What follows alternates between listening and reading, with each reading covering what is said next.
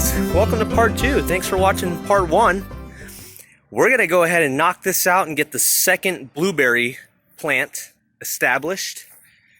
And we've chosen this little location. The idea is you just dig a hole. Let's see if I can get a little better lighting. Here you go. Just dig a hole.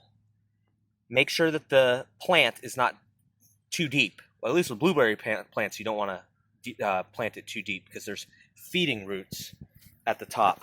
But have a look at this nice mature blueberry. It's a Windsor strain.